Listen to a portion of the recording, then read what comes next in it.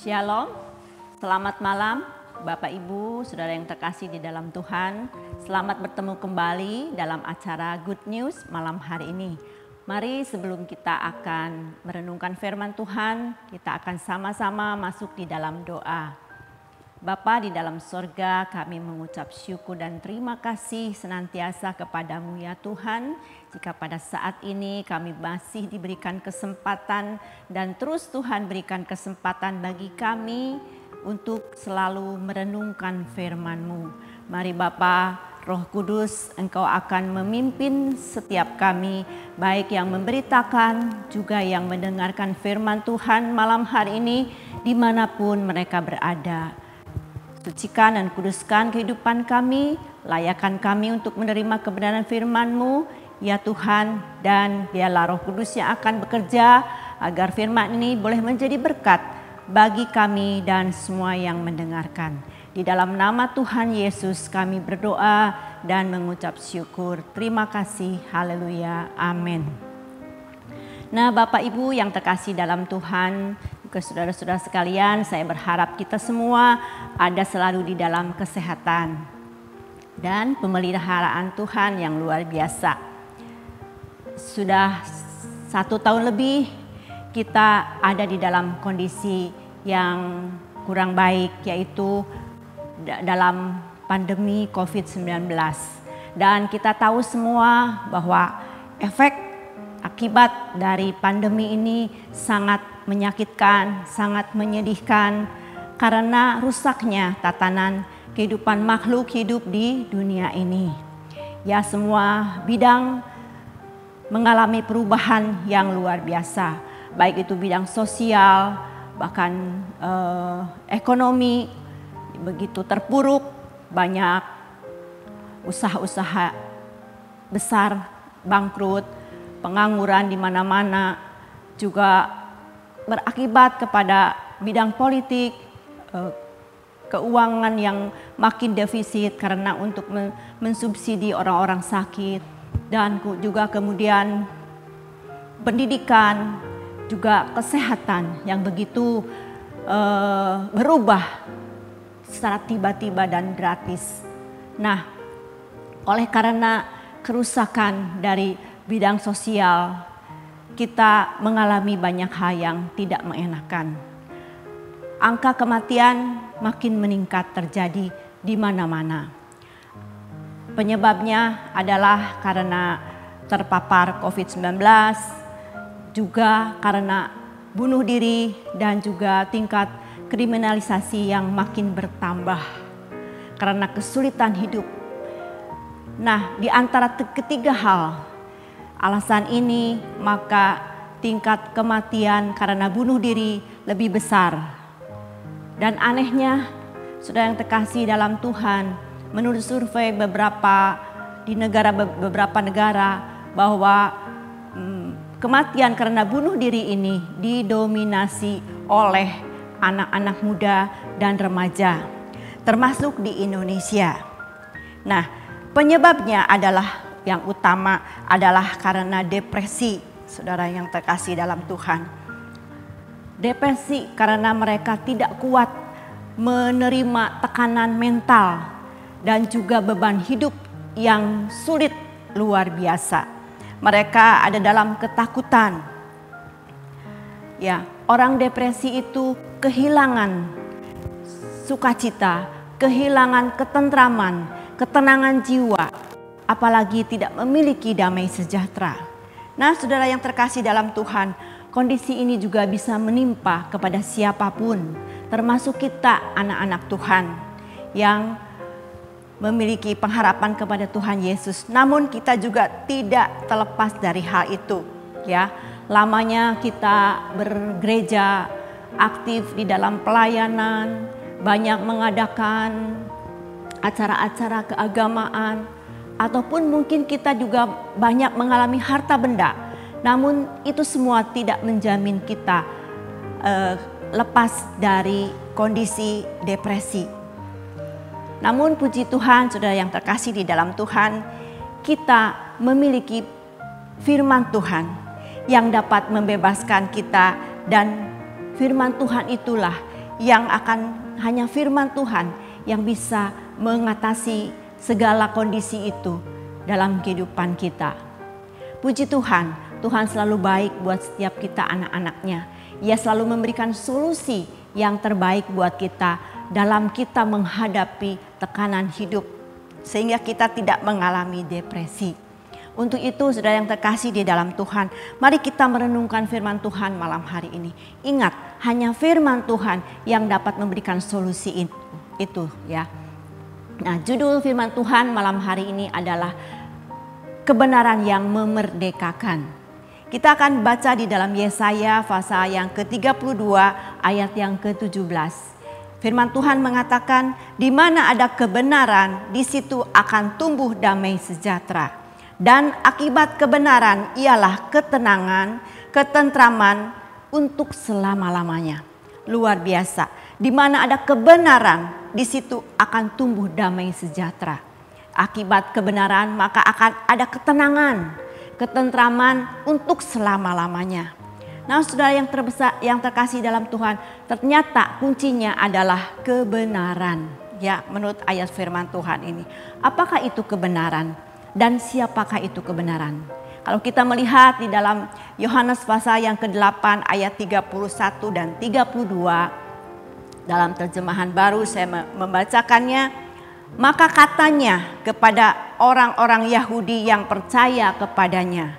Ini Tuhan Yesus yang berkata, mengatakan kepada orang-orang Yahudi yang percaya kepadanya. Karena pada waktu itu banyak ahli Taurat, orang-orang yang mengerti tentang Taurat, tetapi mereka tidak percaya kepada Tuhan Yesus. Mereka menolak Tuhan Yesus. Dan Tuhan Yesus mengatakan, maka katanya kepada orang-orang Yahudi yang percaya kepadanya, jikalau kamu tetap dalam firman-Ku, kamu benar-benar adalah murid-Ku.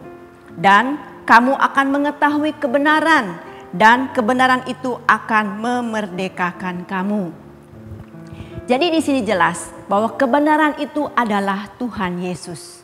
Kebenaran itu adalah Kristus, dan kebenaran itu juga adalah firman Kristus atau firman Tuhan.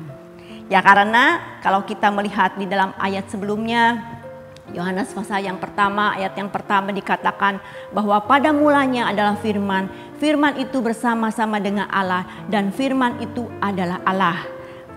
Ayat ke-14 mengatakan bahwa firman itu telah menjadi manusia dan tinggal di antara kita, dan kita melihat kemuliaannya, yaitu kemuliaan yang diberikannya sebagai anak tunggal Bapa, penuh kasih karunia dan penuh kebenaran. Nah, berarti kebenaran itu hanya ada di dalam Tuhan Yesus, yaitu firman-Nya. Nah, dikatakan bahwa kebenaran itu akan memerdekakan kita atau kamu, ya. Memerdekakan berarti di sini adalah membebaskan. Membebaskan apa? Memerdekakan apa? Mari kita akan melihat di dalam Roma pasal yang ke-8 ayat yang ke-22. Di sini dikatakan bahwa demikianlah sekarang tidak ada penghukuman bagi mereka yang ada di dalam Kristus Yesus. Roh yang memberi hidup telah memerdekakan kamu dalam Kristus dari hukum dosa dan hukum maut. Dan ternyata Kristus yang sudah turun ke dalam dunia ini dapat membebaskan setiap orang yang percaya kepadanya dan menerimanya untuk mengalami kebebasan dari segala dosa dan penghukuman. Nah, saudara yang terkasih dalam Tuhan, penghukuman itu adalah penghukuman kekal. Ya, bebas dari hukuman adalah bebas dari rasa takut. Karena hukuman itu mendatangkan rasa takut. Banyak orang merasa takut luar biasa ketika menghadapi kematian. Mereka berpikir kemana akan pergi. Mereka tidak tahu apa yang akan terjadi kemudian. Tetapi buat kita anak-anak Tuhan, buat kita orang-orang yang percaya di dalam Kristus, hidup kita setelah dijamin dapat kehidupan yang kekal di sorga nanti bersama-sama dengan Bapa. Karena Kristus sudah menanggung segala dosa kita, dan Kristus sudah menyucikan segenap dosa dari dosa keturunan Adam. Nah, saudara yang terkasih dalam Tuhan, itu yang pertama, bahwa kita sudah dibebaskan dari hukuman kekal. Kita sudah merdeka, kita akan mengalami hidup yang berkemenangan. Kemudian, apalagi yang dibebaskan dan dimerdekakan? Di ayat-ayat selanjutnya dalam Roma pasal yang ke-8 ini, Paulus menasihatkan untuk kita tetap hidup di dalam Kristus, supaya kita juga bebas dalam segala rasa takut yang meliputi roh, jiwa, dan tubuh. Saya akan membacakan dalam ayat yang ke-10, tapi dalam terjemahan sederhana Indonesia. Di sini mengatakan, memang badanimu yang selalu ingin berbuat dosa itu tetap akan mati. Tetapi kalau Kristus tinggal di dalam dirimu, Rohnya akan menghidupkan roh dan jiwamu. Karena hidup sesuai dengan pimpinan Rohnya dan dibenarkannya di hadapan Allah. Dan oleh karena Roh Allah tinggal di dalam dirinya, di dalam diri kita, yaitu Dia yang menghidupkan Kristus kembali dari kematian, Dia juga yang akan menghidupkan kita kembali dengan tubuh yang baru. Nah, yang kedua, saudara yang terkasih dalam Tuhan, dikatakan di sini bahwa tubuh kita akan mengalami kematian, siapapun itu. Tetapi jiwa kita akan mendapat ketenangan karena Roh Allah yang ada di dalam kita ketika kita menerima Kristus itu akan menuntun kita kepada segala kebenaran.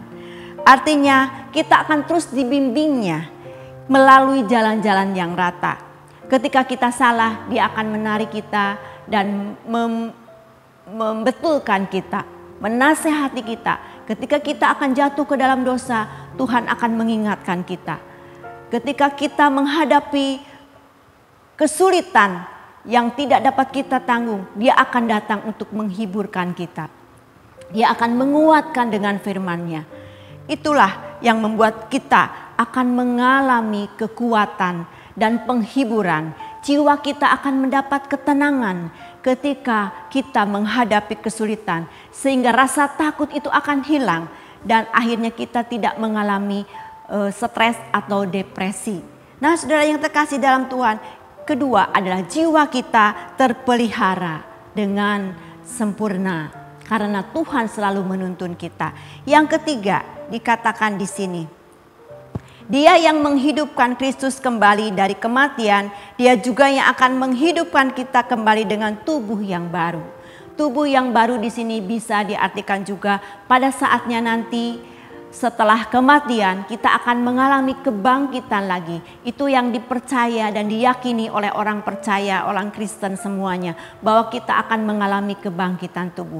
Tapi juga tubuh di sini juga berbicara pada saat kita ada di dalam dunia ini. Tubuh kita selalu diperbaharui karena jiwa kita mendapat ketenangan, jiwa kita mendapat kesejahteraan dan penghiburan, kekuatan. Kita terlepas dari depresi, kita terlepas juga dari segala sakit penyakit. Ingat Bapak Gembala pada waktu hari Minggu mengatakan dan bahwa ketika kita menerima Yesus, maka kita mendapat jaminan penuh, bukan hanya untuk roh kita, tetapi juga tubuh kita senantiasa diperbaharui. Dan dikatakan bahwa yang lemah dikuatkan, yang sakit disembuhkan, yang miskin diperkaya. Itu ada ayat firman Tuhan yang mengatakan demikian. Jadi saudara yang terkasih dalam Tuhan, ketika kita percaya kepada Kristus, ketika kebenaran itu ada di dalam hidup kita, maka kebenaran itu akan memerdekakan bukan hanya roh kita, tetapi jiwa dan tubuh kita akan merdeka. Jadi firman Tuhan ini merupakan jaminan bagi kita semua yang percaya dan yang hidup di dalam kebenaran itu.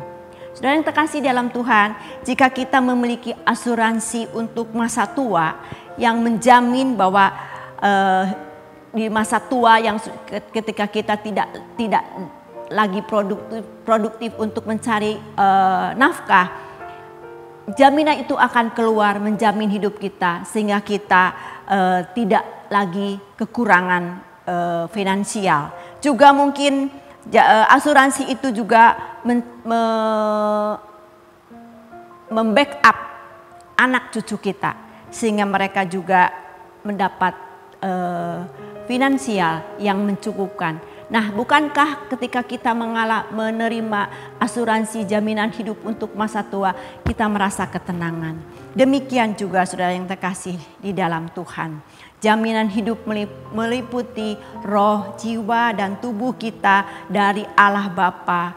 Kita akan memiliki ketenangan, ketentraman, dan tidak ada lagi rasa takut yang akan merongrong kita. Tetapi semuanya akan dilepaskan dari hidup kita. Nah, inilah yang dimaksud dengan Yesaya pasal yang ke-32 ayat yang ke-17. Bahwa di mana ada kebenaran di situ timbul atau tumbuh damai sejahtera. Di mana ada kebenaran di situ ada ketentrangan dan ketenangan. Nah, syaratnya hanya satu. Tetap dalam firman-Ku, kata Tuhan Yesus. Jika kamu tetap di dalam firman-Ku.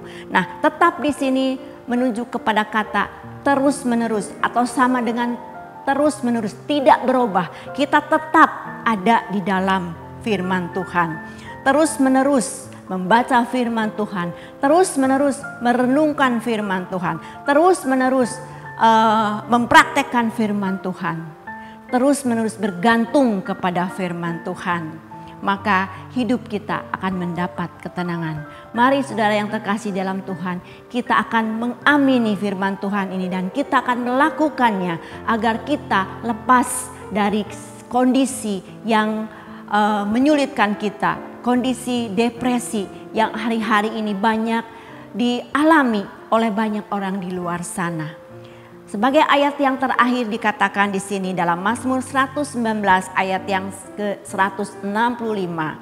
Bersalah ketentraman pada orang-orang yang mencintai Taurat-Mu. Tidak ada batu sandungan bagi mereka. Nah, kita bebas dari segala kesulitan karena kita tetap ada di dalam firman Tuhan. Demikian firman Tuhan malam hari ini. Semoga menjadi berkat buat kita semua. Mari kita berdoa. Bapa di dalam sorga, terima kasih kami naikkan syukur kami kepadamu ya Tuhan. Jika malam hari ini Tuhan sudah menghiburkan kami, menguatkan kami lewat firman-Mu. Bahwa ketika kami mengalami kesulitan, masalah persoalan yang menghimpit jiwa kami, menyusahkan hidup kami ya Tuhan. Ada satu kekuatan yang baru, yaitu firman-Mu yang memberikan penghiburan, kekuatan dan jaminan hidup bagi kami. Sehingga kami tidak lagi merasa takut. Kami terlepas dari segala himpitan dosa dan kesalahan karena Engkau selalu membimbing kami. Terima kasih untuk firman-Mu malam hari ini ya Bapa. Engkau meteraikan dalam setiap hati kami yang mendengarkannya, baik dalam diri hamba-Mu ini ya Tuhan, agar firman-Mu benar-benar dapat kami praktekkan dengan kekuatan Roh Kudus dan benar-benar memberkati hidup kami dalam kami menghadapi hari-hari ke depan. Terima kasih, di dalam nama Tuhan Yesus kami berdoa dan mengucap syukur. Haleluya, amin. Shalom, selamat malam. Tuhan Yesus memberkati kita semua.